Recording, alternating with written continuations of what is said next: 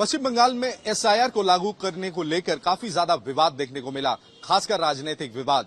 और इसी बीच कोलकाता में 3 अलग अलग क्षेत्र में आज ट्रेनिंग का व्यवस्था किया गया, जहां एसआईआर को लेकर जो एनुमरेशन प्रोसेस शुरू होना है 4 नवंबर से 4 दिसंबर तक, उसको लेकर जितने भी बीएलओज है, ब्लॉक लेवल ऑफिसर्स हैं, उनका ट्रेनिंग आज कंडक्ट किया जा रहा है। और हम इस समय उत्तर कोलकाता के डेरोजियो हॉल के बाहर मौजूद हैं। यहां आप देख सकते हैं कि कतारों में जो बीएलओज है एक के बाद एक अंदर जा रहे हैं और ट्रेनिंग कुछ ही समय में शुरू होने वाला है।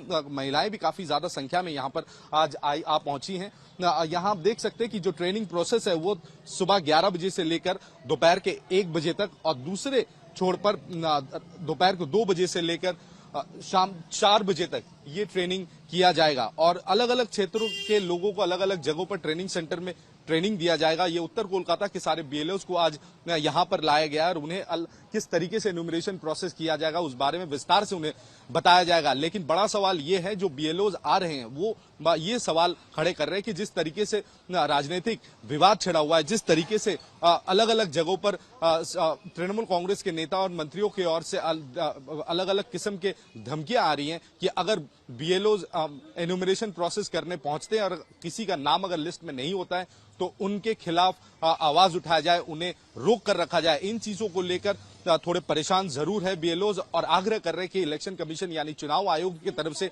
उनके सेफ्टी सिक्योरिटी का पुख्ता व्यवस्था किया जाए, वरना उनके लिए काम करना मुश्किल होगा।